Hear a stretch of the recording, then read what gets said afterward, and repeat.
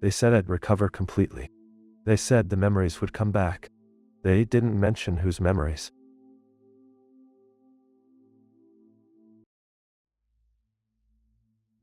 The light filtering through the hospital blinds feels too bright, too clean.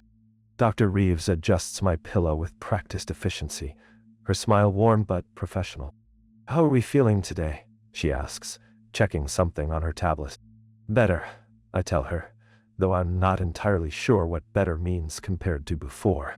"The accident, a car crash," she explained, "left me with what she calls minor head trauma. Nothing serious, just some temporary confusion and memory gaps. Perfectly normal for this type of injury." "That's wonderful to hear.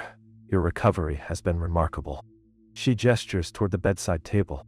"Your personal items are right there when you're ready. Sometimes familiar objects help with the reintegration process." Or reintegration. That word sits strangely in my mouth when I repeat it silently. After she leaves, I reach for the items she mentioned. A leather wallet, worn at the edges. Inside, my driver's license stares back at me. Same face, same name, but something feels off about the photo. The person in the picture looks like me, but their eyes. Do I really smile like that? The expression seems too eager, too bright. I touch my own face, trying to match that smile. It doesn't feel natural. There's a phone too, sleek and familiar in my hand. The lock screen shows my fingerprint works perfectly, but when I scroll through the photos, each image feels like looking at someone else's life. Here I am at what must be my birthday party, surrounded by people whose faces I should know. Here I am hiking, grinning at the camera with my arm around a woman who feels like a complete stranger. These are my memories, I tell myself. The doctor said, confusion is normal. But when I look at the photo of the woman again, I notice something that makes my chest tighten. She's wearing a necklace, a small silver pendant that catches the light. I remember that necklace, but not from any photo. I remember buying it for someone I loved, but the woman in the picture isn't who I bought it for. She's not. Who did I buy it for? I close my eyes and try to push past the fog in my head. The woman I remember had darker hair, a scar on her chin from childhood. This woman in the photos has neither. Yet here she is in dozens of pictures, tagged in my phone as Sarah. Love. The name means nothing to me. Head trauma, I remind myself. Temporary confusion. But my hands are shaking as I put the phone down, and that bright, eager smile in my license photo keeps staring at me like it knows something I don't. "You look great," Marcus says, pulling me into a hug that feels wrong. Too tight, too long, like he's performing affection rather than feeling it. "We were so worried about you, man." Marcus. According to my phone, he's been my best friend for 8 years. We text constantly, have inside jokes, share memes. But standing here in my hospital room, he might as well be a stranger wearing a familiar face. When he laughs, that supposedly characteristic bark of laughter, it sounds rehearsed. "Remember when we went camping last month?" He pulls out his phone, showing me photos of 2 men around a campfire. One is definitely me, but I look wrong. Too relaxed, too happy. "You kept insisting we needed to catch our own fish, even though you hate fish." I don't hate fish. The thought comes unbidden, certain. I love salmon. Always have. "Yeah," I say instead because that's what's expected. That was fun. Sarah arrives an hour later, the woman from my photos.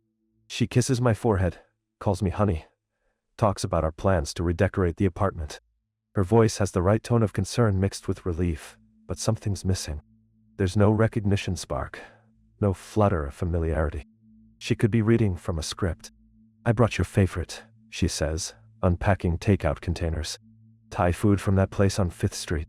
I stare at the green curry. The smell makes my stomach turn. I hate Thai food. I'm allergic to coconut. But apparently I've been eating here regularly for 2 years, based on the rewards card in my wallet. Maybe just water for now, I say, still feeling a bit queasy. Later, alone with my phone, I scroll through social media. My timeline stretches back years, parties, vacations, everyday moments with Marcus and Sarah, and a dozen other people I don't recognize. Here's a post from 6 months ago. Best birthday ever. Thanks to Sarah for the surprise party and Marcus for the epic speech. I don't remember any birthday party. I don't remember Marcus giving any speech. But there are dozens of comments, tagged photos, video clips. Evidence of a life I've apparently been living. The most disturbing part isn't what I don't remember. It's what I do remember that contradicts everything. I remember working at a bookstore downtown, but my employment records show I'm a marketing analyst. I remember living alone in a studio apartment with green walls, but my lease is for a 2-bedroom with Sarah, signed in handwriting that looks like mine but feels foreign. Head trauma, Dr. Reeves said. Temporary confusion. But this doesn't feel like confusion. This feels like someone else's life wearing my skin. Every photo, every text message, every shared memory feels like evidence in a case I don't understand, proof of a person I've never been. I text Marcus, "Do you remember what I was like before the accident?" His response comes immediately. "What do you mean? You're the same guy you've always been." But I'm not. I know I'm not. And the worst part is starting to wonder, who was I before, and where did that person go? The apartment key turns in the lock with perfect familiarity, but my hands are shaking so badly I can barely grip it. Sarah left me here alone to rest and adjust, but resting is the last thing I can do. Every corner of this place screams wrong at me. The lease agreement sits on the kitchen counter where Sarah left it, 2 years of shared tenancy signed in careful handwriting. I grab a pen and try to copy my signature. The letters come out shaky, uncertain. Nothing like the confident loops and curves on the document. This isn't my handwriting. I tear through drawers, looking for anything in my actual writing. Nothing. Every document, every note, every shopping list is in that same foreign script that apparently belongs to me. The medical insurance paperwork is worse. According to these files, I've had surgeries I don't remember. Dental work that never happened. An appendectomy 3 years ago. But when I lift my shirt, there's no scar. There should be a scar. My laptop password works. Muscle memory, fingers moving without conscious thought. But when I check my browsing history, it's full of websites I've never visited. Online courses in marketing. Forums about anxiety management. Dating profiles that I supposedly created, all featuring that same too bright smile from my license photo. This isn't my life. This isn't my fucking life. I call Dr. Reeves. My voice cracks when I try to speak calmly. "Doctor, I need to see you. Something's very wrong. Name one more. I'll be right there." She arrives within 20 minutes, which should have been my first clue. What doctor makes house calls that quickly? But I'm too desperate for answers to think clearly. "Tell me about the adjustment protocols," I demand, the words spilling out before I can stop them. "Tell me what you did to me." Her face changes. The warm professional mask slips, just for a second, and I see something else underneath. Relief, maybe. Or resignation. "How did you—" She stops herself, sits down carefully. "What do you remember about before the accident?" "Everything," I whisper. "I remember everything that doesn't exist. My real job, my real apartment, my real girlfriend with the scar on her chin. None of it's in any of these records, but it's all I can remember, clearly." "My." Dr. Reeves nods slowly. "The integration was supposed to be seamless. Your brain was supposed to accept the new framework and let the old memories fade naturally." "Well, new framework?" My voice sounds strange, distant. "You weren't in a car accident," she says quietly. "You were a volunteer on our memory integration study. Experimental treatment for severe PTSD. We had to construct a new identity for you. New relationships, new history. The trauma you experienced was too severe to integrate naturally." "Oh, The room tilts. "Volunteer? Study? Constructed? Sarah isn't real. Sarah is an associate researcher. Marcus, too. They've been helping maintain the environmental consistency while your new neural pathways solidified." "Whoa. Oh no, man." "Actors," I breathe. "My entire life is actors. The memories we implanted were designed to be peaceful, fulfilling. We thought. You thought. I'm standing now, pacing, hands pulling at my hair.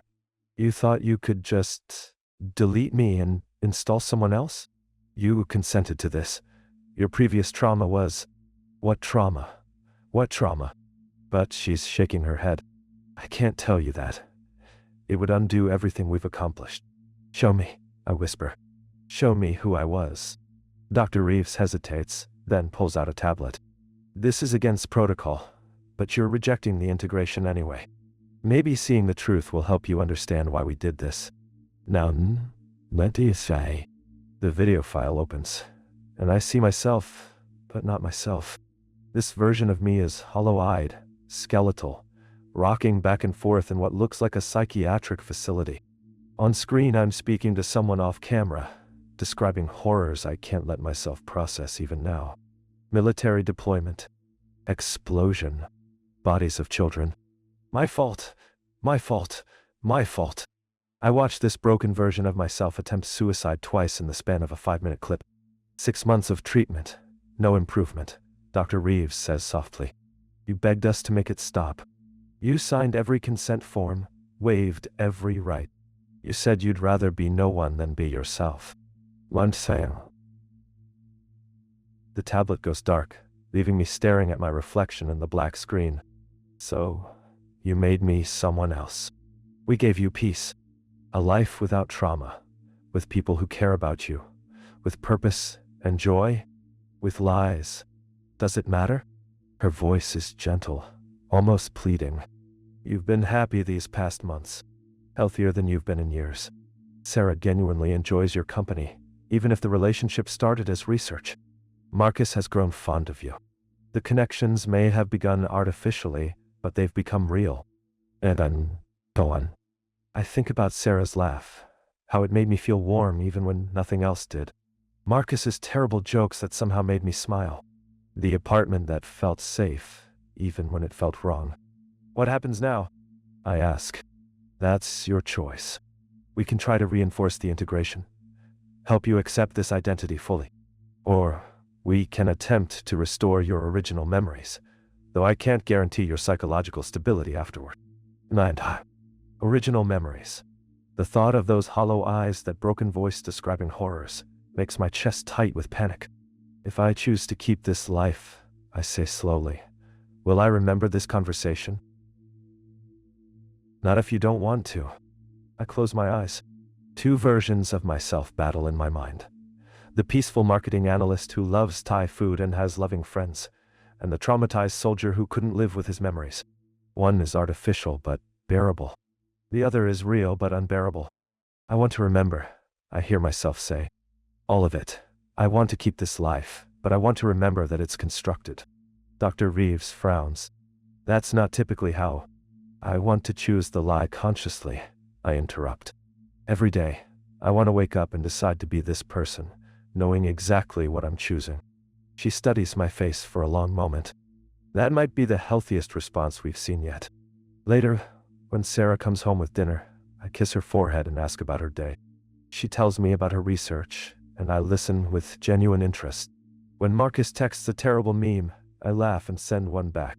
But underneath it all, I carry the weight of conscious choice. Every smile, every laugh, every moment of connection, I choose them, knowing they're built on fabrication. Maybe, I think as Sarah curls up next to me on the couch, that makes them more real, not less. But not entirely sure I believe that.